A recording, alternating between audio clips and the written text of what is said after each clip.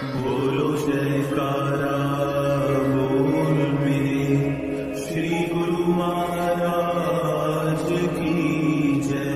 श्री सद्गुरुदेव भगवान की जय। गुरुमुखो, सत्संग की महिमा वेदों तथा शास्त्रों ने अत्यधिक बताई है, क्योंकि सत्संग से ही मनुष्य के विचारों में परिवर्तन होता है। इस मनुष्य को आदि व्याधि उपाधि 3 प्रकार के रोग लगे हुए हैं, जिसमें जीव कई जन्मों से दुखी है। सत्संग के श्रवण मनन निध्यासन से ही इसके मानसिक रोग दूर हो सकते हैं। सत्संग श्रवण कर हृदय में धारण करना मनन उत्तम अवस्था है। यदि थोड़ा थोड़ा भी मन पर प्रभाव पड़ता रहे तो काफी लाभ प्राप्त हो सकता है। सत्संग को सत्पुरुषों ने इसलिए ही अधिक महत्व दिया है कि इसके प्रभाव से वाल्मीकि जैसे भूले भटके मनुष्य ने भी ऋषि पद को प्राप्त कर लिया। सब शास्त्रों में सत्संग को उत्तम व श्रेष्ठ कहा गया है, परंतु आवश्यकता मनन करने की है। केवल सुनकर छोड़ देने से मन की चित्त वृत्तियां नहीं बदल सकती। सत्संग सुनने व अमल करने से ही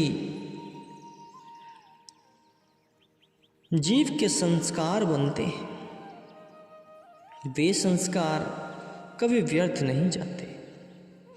एक जन्म में संचित किया हुआ संस्कार ही दूसरे जन्म में उच्च आदर्श पर पहुंचने में सहायता देते हैं। इस विषय में ध्रुव प्रहलाद के प्रमाण साक्षी हैं।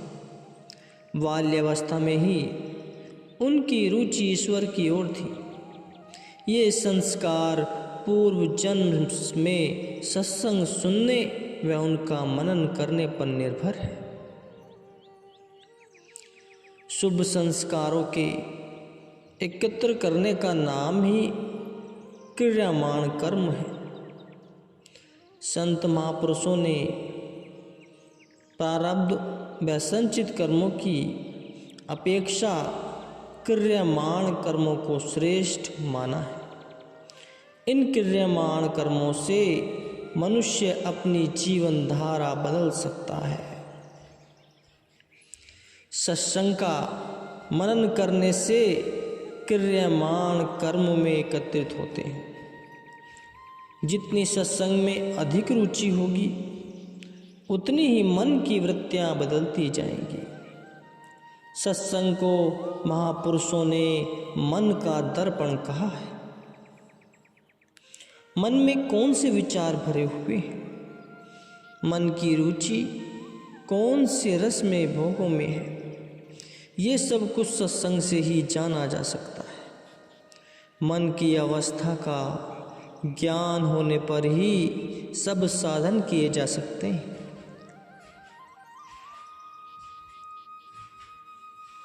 भजनाभ्यास, वैराग्य, प्रेम, सतगुरु की सेवा, कर्म, उपासना आदि ये सब मन की मलिनताओं को दूर करने के लिए साधन है, जो सद्गुरु की संगति से ही प्राप्त हो सकते हैं। जब सत्संग से मन की अवस्था का बोध हो जाता है तब हर प्रकार के साधनों को मन व शरीर के द्वारा किया जा सकता है। इसलिए सत्संग सुनना व मनन करना अति आवश्यक है। श्री रामचरितमानस में लिखा है, धर्म ते विरते ही जोग ते ज्ञाना, ज्ञान मोक्ष प्रद वेद बखाना।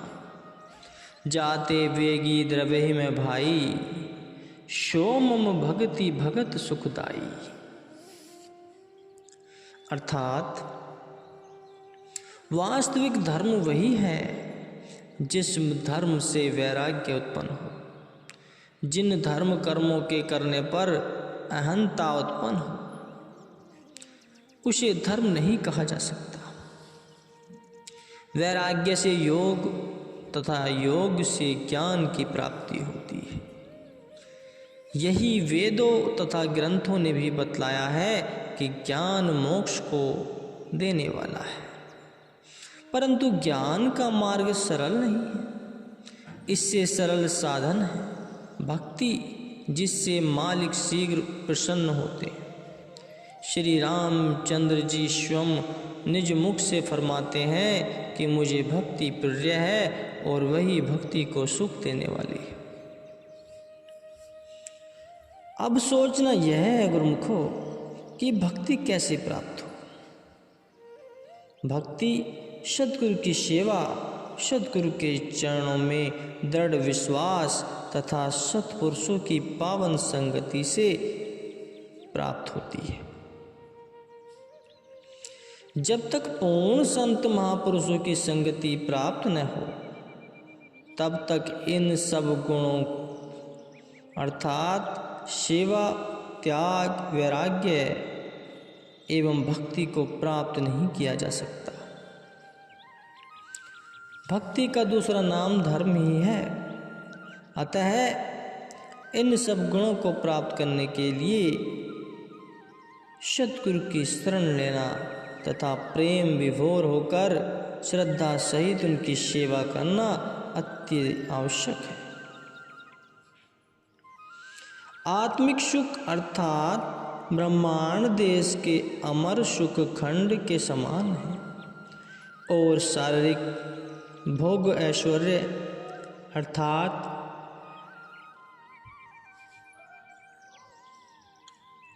पिंड देश के रस रेत के समान है। मनुष्य की सुरती पिंड देश के रसों में फंसकर ब्रह्मांड के अमर सुखों को भुला चुकी है। सुरती को पिंड देश अर्थात शारीरिक सुख ऐश्वर्यों से मुक्त कराकर ब्रह्मांड देश में पहुंचना ही आत्मा का परमात्मा से मिलाप है। परम संत श्री कबीर साहिब जी कहते हैं, शक्कर फैली रेत में गज मुख चुनी न जाए, चिऊटी बनकर पीन ले मजे मजे से खाए। जैसे चिऊटी ही चीनी और रेत को अलग कर सकती है, हाथी नहीं, ऐसे ही जब तक सुरती स्थूल बनकर शारीरिक सुख ऐश्वर्य में फंसी रहेगी, तब तक आवागमन से त्राण नहीं मिल पाएगा। आत्मा सूक्ष्म सत्ता है, इसलिए सुरती को सूक्ष्म चिऊटी बनने से ही ब्रह्मांड का मार्ग ज्ञात होगा। ब्रह्मांड में फंसकर ही आत्मा का बोध हो सकेगा। सुरती को सूक्ष्म बनाने का साधन पूर्ण सद्गुरु से ही मिल सकता है। वे ही सुरत शब्द योग का साधन बताते हैं। आत्मा तथा शरीर का अलग अलग रहस्य इसी साधन से ही ज्ञात हो सकता है, जिससे जीव 84 लाख योनियों से छुटकारा पा सकेगा। अतः आवश्यक है कि मानव जन्म को पाकर जीव संत महापुरुषों की संगति तथा उनकी चरण शरण ग्रहण कर आवागमन से छुटकारा पाने का प्रयत्न करे तथा सुरती को आत्मा से मिलाए। संत महापुरुषों के आचरण में जीवन के प्रभाव से उनके मुख से फरमाए गए श्री प्रवचनों पर मनन करने से हृदय पर गहरा प्रभाव पड़ता है। मन की समस्त मलिन वृत्तियां शुद्ध हो जाती हैं। तथा मन प्रभु भक्ति के आनंद में स्रोत से भक्ति रूपी अमृत का पान करने लगता है। अतः सब प्रेमी जन श्री सद्गुरुदेव महाराज जी के इन पावन शत प्रवचनों के अमृत का पान कर कृतार्थ हो गए। यदि कोई मनुष्य यात्रा के समय अपने निवास स्थान से दूर यह नहीं बता सकता कि मैं कौन हूँ, कहाँ से आया हूँ और मैंने कहाँ जाना है, तो उसे सब बुद्धिहीन ही समझेंगे। इसी तरह इस जीव को भी स्वयं का कुछ पता नहीं कि मैं कौन हूँ और कहाँ से आया हूँ, किस उद्देश्य से आया हूँ और मैंने अंत में कहाँ जाना है। संत महापुरुषों की दृष्टि में यह जीव की अज्ञानता है। शास्त्रों में इस जीव को ईश्वर का अंश कहा गया है। वह ईश्वर सब में व्यापक है। श्री रामचरितमानस में लिखा है, व्यापको एको ब्रह्मो अविनाशी, सत चेतन घन आनंद राशि, अस प्रभु हृदय अछत अविकारी, सकल जीव जग दीन दुखारी, नाम निरूपण नाम जगत्ते, सौ प्रगटत जिमि मोल रतन ते। गोस्वामी तुलसीदास जी कहते हैं कि ईश्वर पार ब्रह्म अविनाशी सत और चेतन है तथा वह आनंद का भंडार है। सब जगह व्यापक कर्ण कर्ण में समाया हुआ है। ऐसे विकार रहित प्रभु जीव के हृदय में रहते हुए भी जगत के सब जीव दीन और दुखी हैं। नाम के यथार्थ स्वरूप, महिमा, रहस्य और प्रभाव को जानकर श्रद्धा पूर्वक यत्न साधन करने से ही हृदय मंदिर में प्रभु का दीदार होता है। जिस प्रकार रत्न को प्राप्त कर लेने पर पारखू से ही उसके मूल्य की जानकारी होती है, अब सोचना यही है कि जीव ईश्वर का अंश होने पर भी दीन दुखी क्यों है।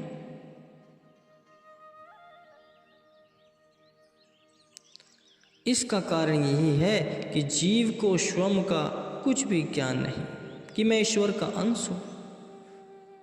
अपनी वास्तविकता को भूलकर वह दुखी व अशांत रहने लगा।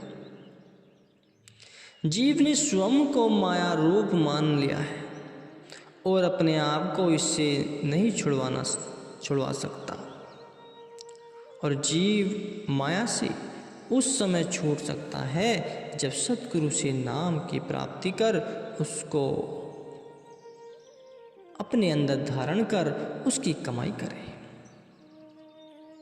सद्गुरु की शरण में जाने पर ही संसार की वास्तविकता का ज्ञान होता है। सद्गुरु ही जीव को माया के बंधन से छुड़वा पाते।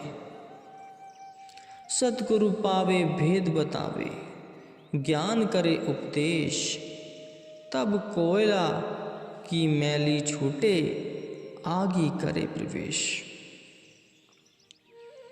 जैसे आग का अंगारा अग्नि से दूर करने पर कोयला बन जाता है, यदि उसी कोयले को आग के बीच रख दिया जाए तो वही कोयला अंगारा रूप बनकर चमकने लगेगा। इसी तरह से यह जीव भी मालिक से अलग होकर माया में उलझकर कोयला रूप बन गया है और सद्गुरु के उपदेश से ज्ञान की अग्नि से यह जीव प्रकाश रूप बनकर मालिक के साथ मिल सकता है। जहाँ से अलग हुआ है, परंतु जीव इस काम को स्वयं नहीं कर सकता। सद्गुरु ही जीव को निज स्वरूप का ज्ञान कराते हैं। तब इस जीव को वास्तविकता का पता लगता है कि मैं ईश्वर का अंश हूँ, मुझे ईश्वर के साथ मिलना है। ईश्वर के साथ मिलने पर ही जीव सुख व आनंद का अनुभव कर सकता है। इसलिए सद्गुरु से नाम उपदेश की प्राप्ति करके जीव को मालिक के साथ मिलने का प्रयत्न करना चाहिए और जीव को सद्गुरु द्वारा बताए हुए मार्ग पर चलने की अत्यंत आवश्यकता है।